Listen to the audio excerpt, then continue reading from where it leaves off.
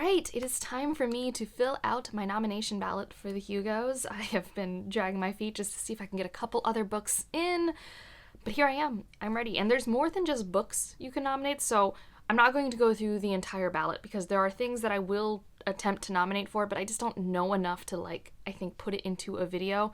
I think when we get to voting time, I'll try and do some research and go in depth to some of the more niche categories, but for this, everything that I actually have some actual knowledge of, and I'm not just completely relying on the spreadsheet, which I'll have linked down below. There's this wonderful Hugo spreadsheet that is basically just crowdsourced. I mean, we do check on eligibility of things, but it's a wonderful place. I highly recommend looking there if you are nominating. And so I've been using that. I've been doing a lot of my own research, and I will be discussing most of the categories. And not in any particular order, it's in the order in which I started writing down notes. So near the end of this video is where I'll get into novels, novellas, novelettes, short stories. And near the front is where I'll be into a couple of the other categories, and there'll probably be timestamps down below. We'll find out. Also, it's another glasses video day because my head is unhappy. But I wanted to film this. My head's not so unhappy I don't want to film, but it's unhappy enough that contacts would be a bad idea, so hopefully there's not too much glare. If there is, forgive me. Alright, so the first thing I have written down is the Astounding Award, and so this is, I believe, an author who has released their first debut work in sci-fi fantasy, I think specifically in that genre, that has been professionally published. I think it's usually trade publishing. I don't know if indie publishing or self-publishing counts. I think that's a little bit of a gray area in general when I'm looking through nominating for this, but in last year, 2022 or 2021, first published work in SFF. And so I only have 4 authors I'm nominating. It was actually really hard for me to find debut authors like that really qualified. There were some that I was close on, but then I saw they contributed a short story or something earlier, so I don't think they were qualified. But the first one I'll mention is Everina Maxwell. They wrote Ocean's Echo last year, and then the year before that, Winter's Orbit. So last year they, I think, were on the shortlist. And this year they could be again. I'm going to nominate them, so they're still eligible. It's their second year. And then I have Sulin Tan, who I'm pretty sure is eligible. She wasn't on the spreadsheet, but they wrote Daughter of the Moon Goddess and Heart of the Sun Warrior last year, and those are the only 2 books I can see written by them. And I thought for debuts, it was a really solid, dramatic fantasy duology. I enjoyed it. So I definitely wanted to put her on the list. I'm interested in whatever else she works on in the future. One that I think counts, because again, it's for speculative fiction, sci-fi fantasy, is Donna Barbara Higuera, wrote The Last Contista, which won the Newbery, and there is one other, I think, children's book written by her before this, but it's just a contemporary children's book. Their first sci-fi story was The Last Contista. Amazing. One of my favorite things. So I definitely wanted to nominate her, and I mean, I guess if she's not eligible, they'll just not put her in the pot. And then the last one I had is Angela Mi Young Har, who wrote Folklorn 2 years ago.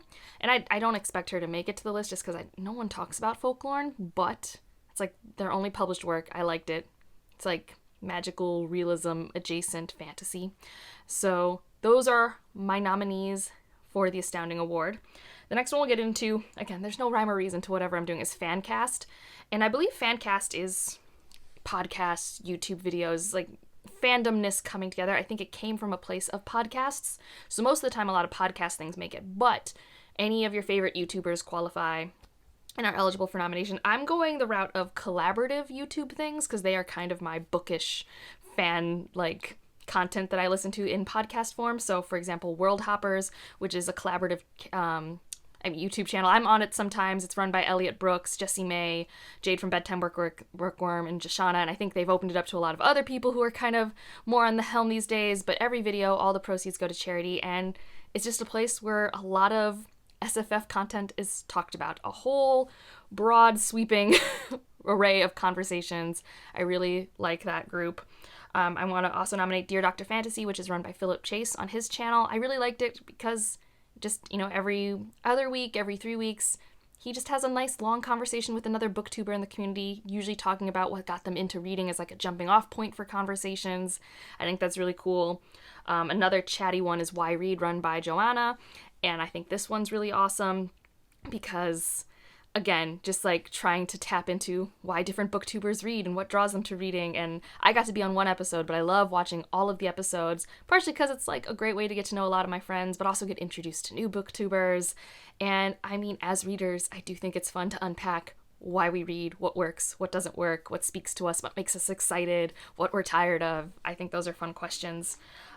Chapter 3 podcast, run by Bethany, Leanna, and Izzy at Happy for Now. I am going to nominate that podcast. That's like something that started as a traditional podcast, but is done more in YouTube these days. Like they will air their episodes live on their YouTube channel. And it has a romance side, but it also has a sci-fi fantasy side, which is run by Leanna and Bethany. And yeah, they're great. They do read-alongs there. They just have other people on to discuss different topics. It's something I've been following for a couple years and really liked it. And then I have Chatting with the Nuts, which is run on Jimmy's, the Nutwork channel. And this is another one that's a collaborative. Every couple weeks brings on an author or a booktuber and just talk about books and reading and what is speaking to them. And I just like these chatty things. And I like these collaborative things that don't necessarily always perform well on YouTube. So I think that's why I wanted to highlight them. Both here for you guys if you didn't know about any of these things. These things are super fun to watch. Most of them have a live component, but also always a replay. And so that's what I'm doing for Fancast. The Lodestar is the young adult category, maybe young adult and middle grade. I'm not really sure. I haven't actually read anything this year. But I did actually want to put in some nominees because so few actual young adult books get nominated. And all of these, I think, are actually really important in the speculative young adult genre space. And so I don't feel bad nominating them even though I haven't read them. And I would want to read any of these if I just, like, had an unlimited amount of time. So the first one's Bitter by Akwaeke Emezi. This is a prequel companion novel to Pet. Pet was astounding, about a trans girl who chooses to not vocalize very often, discovering that her perfect town that no longer has monsters maybe still has some issues that need to be unpacked, and it gets to do this through this kind of fantastical lens. I really loved it. And Bitter is supposed to be about Jam's mother and about the time before peace. So what does it mean to come together and perform activism? And how does activism look for different people with different life circumstances? I think that's a really powerful and important message right now. I mean, so I haven't read it myself, but I'm very pro that angle, and I really liked Pet. We have Lake Lore by Anna Marie McLemore. I love their works. Always have. And this one is about, I believe, two non-binary characters, very magical realism adjacent. So it's just definitely one that I think is important, especially right now in our political climate. It's really important to have a lot of these own voices trans works for people to, I guess, just experience, read, learn some empathy. I don't know. I have The Sunbear Trials by Aidan Thomas. I love Cemetery Boys. This just seems like a really fun fantasy story. Also with great representation for a whole bunch of people, but just seems like it speaks to just fun adventure time. And then The Girl Who Fell Beneath the Sea seems like a very whimsical, it gets compared a lot to Spirited Away. This one's one I really wanted to read. I'm actually glad it's been doing really well, and it's a nice standalone. And then the last one I have is Hell Followed With Us, so a YA horror, which is also by a trans author about trans issues. Seems really important. So I'm going to nominate these, even though I haven't read them, but I don't feel particularly bad about it either, because last year there were like no nominations for books, and it's very obvious to me that the average Hugo voter just doesn't know what's being released year to year in young adult, and although I don't get to read all of them, I do at least know what's been released. So I have that going for me. The next two sections we'll get into these are like dramatic presentations, so this is like movies, TV shows, stuff like that, and I do watch a fair bit of TV shows and movies. I have more opinions for the long form than I do the short form, so I guess we'll do the short form first. So these are like less than 90 minutes. And so I just picked 3 episodes that I really liked this year from TV. One Way Out from Andor, if you know, you know. It's a very good episode in the middle of Andor. Dear Billy, Stranger Things, that's episode 4. If you somehow have not watched Stranger Things, you have heard Running Up That Hill, and Running Up That Hill relates to this episode, and I think it's done in a really great way. I also just really appreciate Stranger Things' commitment to really high-quality pulp. I've just been really vibing with that. And I think actually Stranger Things is partially why a lot of sci-fi is getting the budgets to be pulpy, because it's showing that it works. Like, you can be dark and campy and people will watch it. Like, that's what I think. And then House of the Dragon episode 4 as well for that one. I love so many episodes in House of the Dragon, but that's the one that when I think what's an episode that still sticks with me, episode 4 does so much. It's so well put together. I think in a vacuum, it's my favorite episode. And that's why short form's hard for me, because I don't think an episode is really something that I can just remove from the whole and feel satisfied with. Like, especially later episodes and seasons, it's like, well, it's being built upon and it's a part of a whole. It's like picking your favorite chapter in a book. It just feels a little weird to me. But long form was way easier for me. This is in no particular order, by the way. None of these things I've been saying is in any particular order because, to my knowledge, it's not ranked form nomination. It's just you nominate 5 things in a category up to. So The Batman, it's my favorite superhero movie of last year, so that's my superhero movie nomination.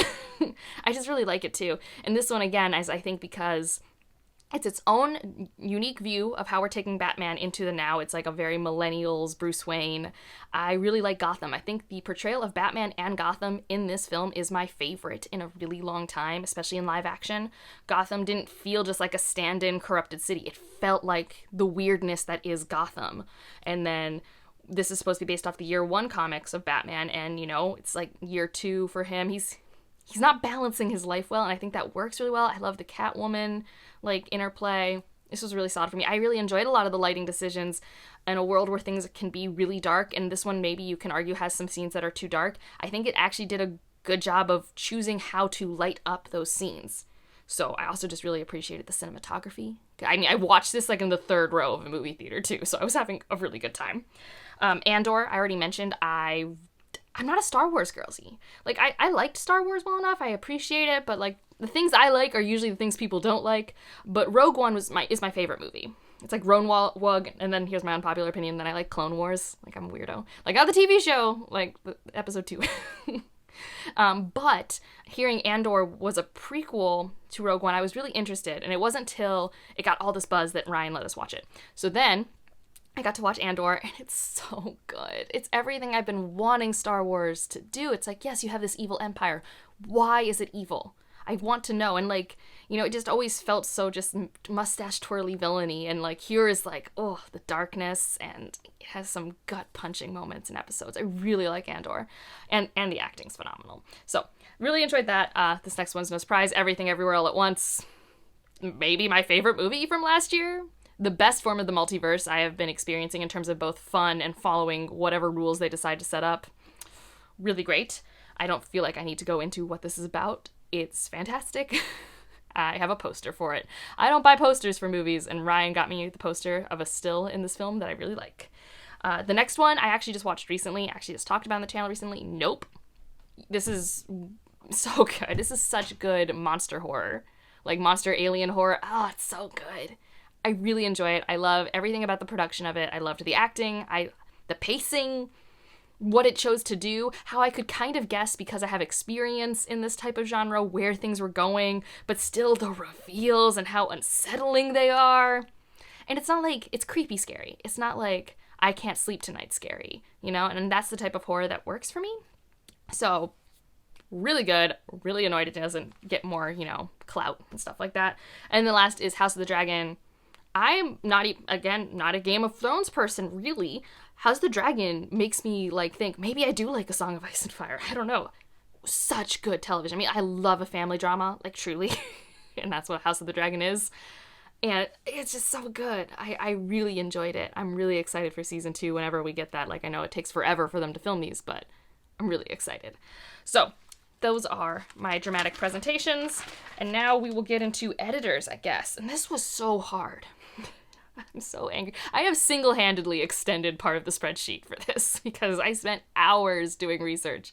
Because unless you physically have a book, you physically have one, you open it to the acknowledgement section, or you have the ebook, right? Like, but you physically have access somehow to the book, you cannot easily find out who the editor is unless the editor or the author tweeted about it.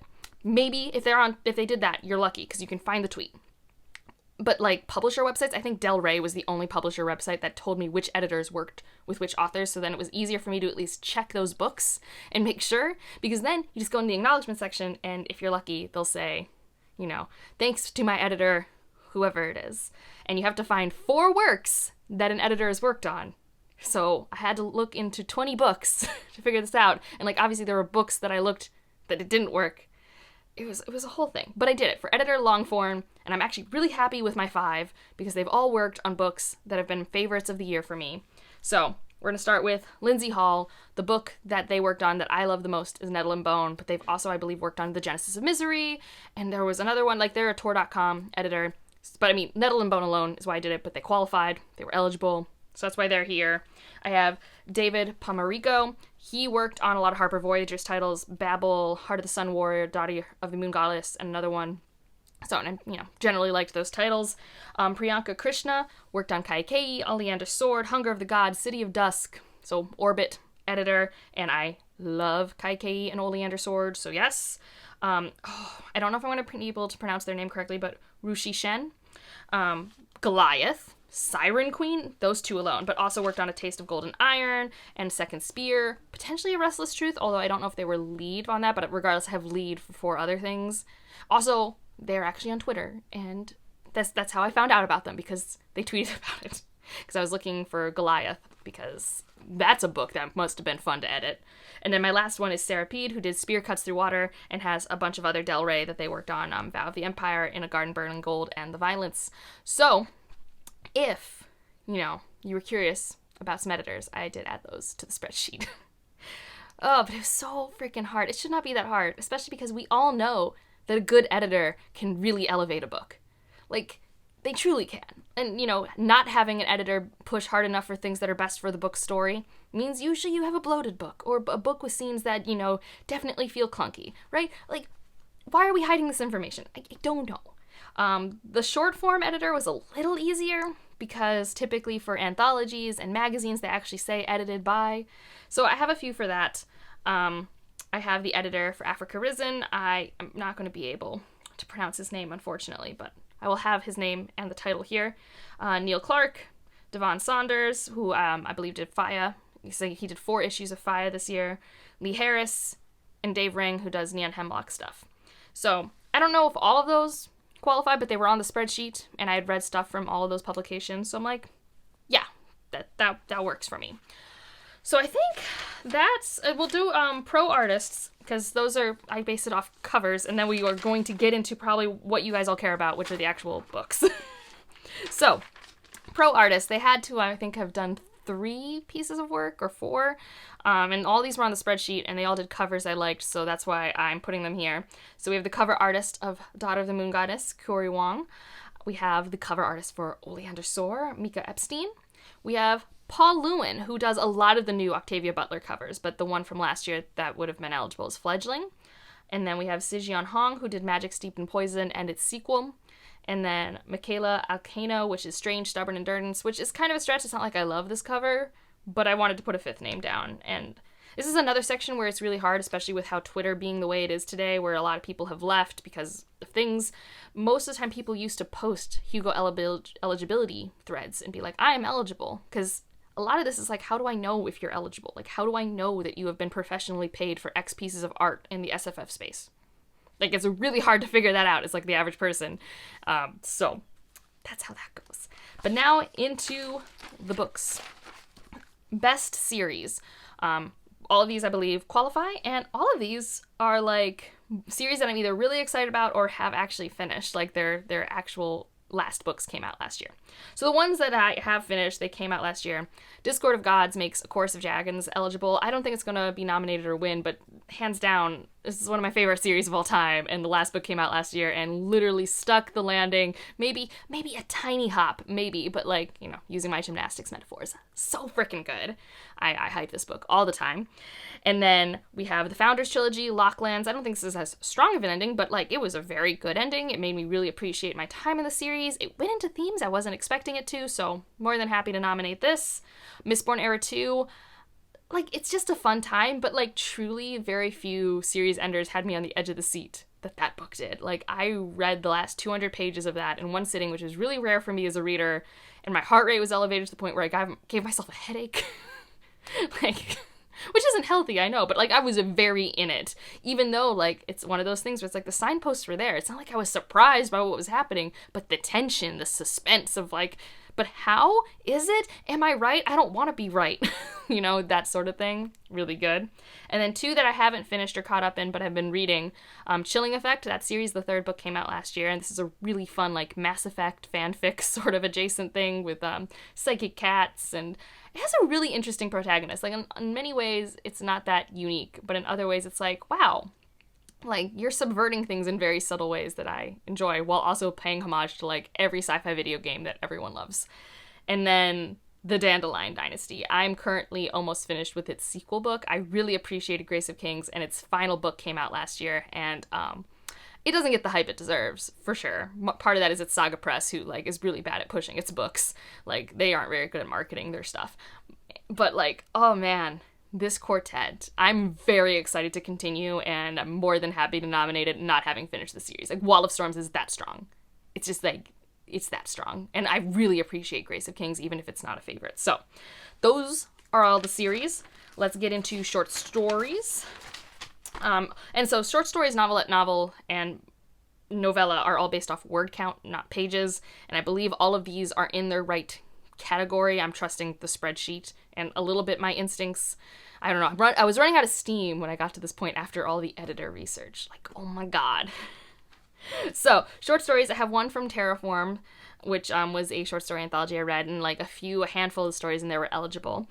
Busy, though, is the actual first story in that collection, and I love it. It's like about these factories that exist just for people to make random numbers, just to keep them busy.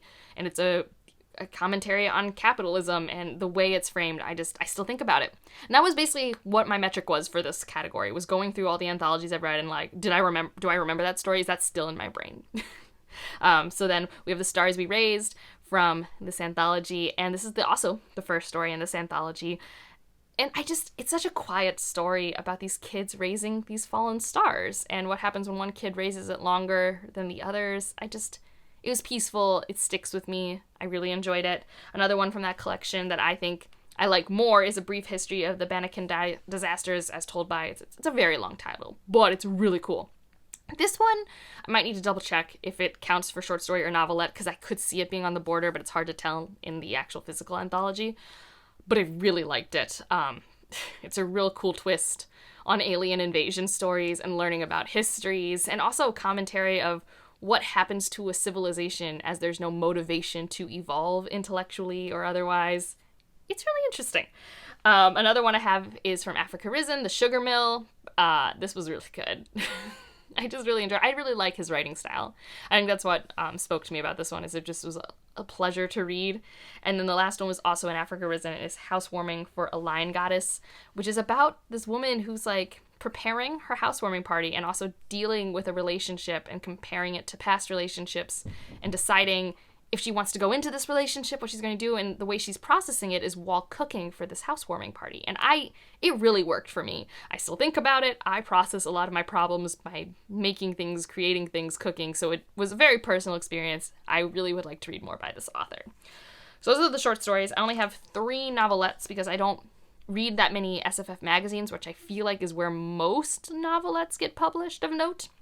But the one that I really like, and I hope makes it, because I mean, it made it for the Nebula shortlist. So maybe, and that's If You Find Yourself Speaking to God, I think it's Speak to Them in the Informal You or something. This is like a superhero story by John Chu. I still think about it. It's so wholesome and lovely, but also a commentary on, society and prejudice. And I really like it. I mean, I like superhero things, but it was just so sweet because our perspective is not the superhero character. It's this guy at the gym who's like, I'm pretty sure I'm working out with Superman. Like, I'm pretty sure he's spotting me. And it's not Superman, but, it's a Superman adjacent type character. And I really like, and they have a crush on each other, and it's so nice. It's my perfect story, truly. I have A Dream of Electric Mothers, which is from Africa Risen. This is really interesting idea of what if you could actually speak to your ancestors or hold them in this like mainframe. Like you have this collective voice of your ancestors in a computer, and what can you do with that as a council? And it was not only about that, but also people dealing with their own problems. It was very nice. And then one that was definitely not for me, but I appreciate it, so I'm nominating it because I saw it was eligible, and this is Peeling Time in Africa Risen. This is one of the most graphic, disturbing things I've ever read, but I really appreciate appreciated its project and its form. Its form is that of kind of like a release album. It's called the Deluxe Edition, and it's really, it's hard to talk about and it's hard to read, but I appreciate it. So that's why I'm going to nominate it. In terms of art, I can tell it's not the art for me. I don't need to re-experience it, but very few things do what it did, and I think it did what it wanted to do incredibly effectively. But it's a very confusing, dark piece with very interesting form and how it's partitioned into sections kind of like tracks on an album. All right, and now into Novellas. 4 of these I've read. 1 of them I haven't, but so many of my friends are nominating it that I want to help it along, especially because it's not a Tor.com title, and most of mine are Tor.com or Tor adjacent. And that's the thing, because Tor.com tends to dominate this section. So I'm going to try and, push against that with 1 of them, even though I haven't read it, but the rest are Tor adjacent. So I have All the Horses of Iceland by Sarah Tomy. I still think about this. I literally was just talking about this novella at lunch the other day, and it really made me think about this time period in history. It's more of a historical fantasy. It's not super fantastical. It's about the origins of the horses of Iceland through the eyes of this trader who travels the Silk Road in like 6th century BC to what is nowadays, I think, Mongolia, and coming back and what he sees along the way, the cultures he interacts with. I really liked it. I read it in like a day, and I still think about it. Sometimes when you read things in a day, you don't think about it. I still think about this one. What Moves the Dead by T. Kingfisher. I freaking love T. Kingfisher, and this is one of those, the story was meant to be a novella, and I really like how it pays homage to its source material, but I love the character interactions. I love what was played with in the world building. I loved the suspense that it gave me, because this is kind of meant to be, a horror story, and although it's really obvious what's doing what, especially based off the cover, it's like, but how bad is it? That was my suspense. It was like a Contagion story for me. It was like, so is everyone okay? Like, how bad is this? Is it worse than I think? What's going on? That was really what had me on the edge of my seat for this, and I really enjoyed it, and I just love T. Kingfisher's character work and character interactions. Like, gosh, right off the bat, once 2 people are talking to each other in a T. Kingfisher story, I am all in. All right, and then even though I knew the end, this is, a pretty popular novella, I feel, from last year. I really liked it. This is again here because I think this is the right space for this story. Like, I don't think I needed it to be longer. It definitely wouldn't have worked shorter, so I think novella was the right call. I mean, written by a non-binary author. It's about, a sapphic relationship in the 1940s. I think it does a really good homage to noir while not having a lot of the faults of the genre, so this is really good urban fantasy. Like, I think this is a really good form of it, and I definitely wanted to highlight it, even if it wasn't a 5-star experience for me. And then the next one is actually not a Tor book. This is Harper Voyager, and this is The Memory Librarian in the collection The Memory Librarian with Janelle Monáe and many other authors. I forget the author that worked on this one with her, but I listened to this in the car. I think it's like one of the only works I've listened to from this album so far, because I just didn't finish the collection, but I really loved the world building. I thought it was so cool. And I also do know the world. Like, I've listened to all of Janelle Monáe's albums, so I'm sure that probably also affects me, but I think it's just such a cool project. So that's why I wanted to nominate this novella. And then Uncommon Charm is the Neon Hemlock novella that a lot of my friends have been enjoying that I wish I could have gotten to in time, but I haven't. But I'm still going to nominate it to give it maybe a fighting chance. So that's what I'm going to do for that. And now, probably the section everyone's been waiting for in this long video is what novels am I nominating? Because I read over 30 books last year, most of them in fantasy and sci-fi. So I have a large pool to choose from. And then I did actually write down 8 books. Can only nominate 5. But I went through everything I read and I just wrote down everything that spoke to me that I might want to nominate or just really liked. And now I have what I want to nominate, and I actually really like the 5 I chose. So this probably isn't a huge surprise, but these are just the 5 I landed on. The first one being Goliath by Tochi Onibuchi. Do I think enough people have read this that this is going to make it to the shortlist? No. But does it deserve to be there? Yes. Oh my goodness, yes. It is. The form of this novel is so ridiculously ambitious. And I think it has a huge amount of payoff if you're patient with it. I think this has potential to be one of those sci-fis you look back on that capture a thought in a moment in time. It is one of those looks at near future world. And it is such a product of our now and looks back on our past and predicts our future. It's what sci-fi is supposed to do. And Tochi Onibuchi is too smart for me, but I still appreciated this book with every fiber of my being. So I don't think enough people have read it that it's actually going to make it. I think a lot of people will find it off-putting because it is very difficult and challenging, and the form is incredibly ambitious and non-linear. But man, do I really like this story. The next one is very different. This is purely here because I enjoyed it so much, and I think it's such a good example of what it does, and that is Nettle and Bone by T. Kingfisher. Dark fairy tale, like their own version of that story. You have a crew going on a quest together. Like, this is everything fantasy is in a really good bite-sized package. I enjoy this. I love Mara as like a 30-year-old kind of more naive character who's trying to find their footing in life and help a family member and figure out what tools does she need? How does she keep persevering? I really like this story, every aspect of it. It's also what began my journey of T. Kingfisher love. Like, I read a short story by T. Kingfisher in Mythic Dreams a year before that, but like, this really started my, okay, no, this wasn't a fluke. I need to read more by this author. Next one is for sure probably not making it. Like, I think Nettle and Bone might make it. I actually do. That could probably make it. The Only Undersword, the Jasmine Throne did not make it last year, even though the Jasmine Throne won a different fantasy award. I don't know why Hugo readers aren't reading the Jasmine Throne. Is it because Priya's on the cover? Is it just because Priya's on the cover? I don't know. But this is The Only Undersword. And this has Malini on the cover. And it's such a good sequel. Like, oh my gosh. I really love this by Tasha Suri. I love this political fantasy. I really do. So I'm going to put it there. Even though it's probably not going to make it because, if the Jasmine Throne didn't make it, what chance does The Only Undersword have?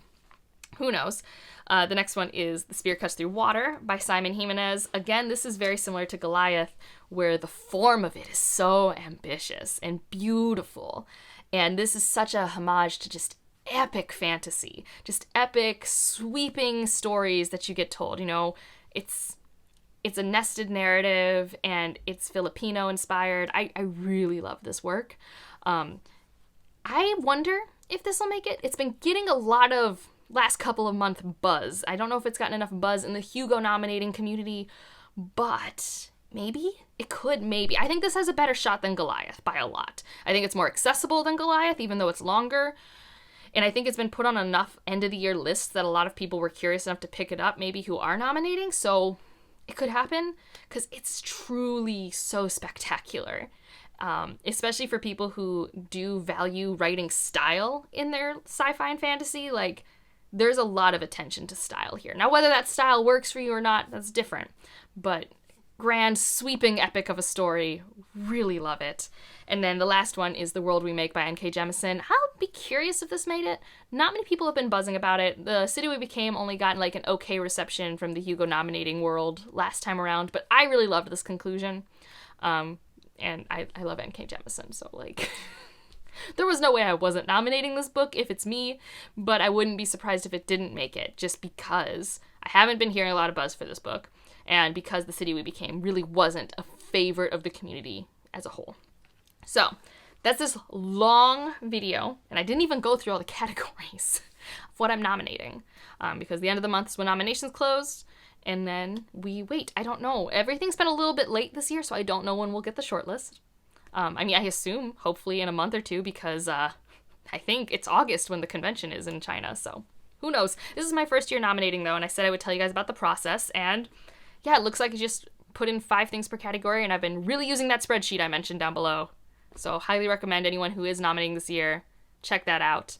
And yeah, thanks for getting through this whole video if you made it this long. This is one of my longer ones, so let's see. If you want to just leave an emoji to let me know you're here, leave a rocket ship, because I think that's normally what the Hugo Awards sort of reminds me of, looks like.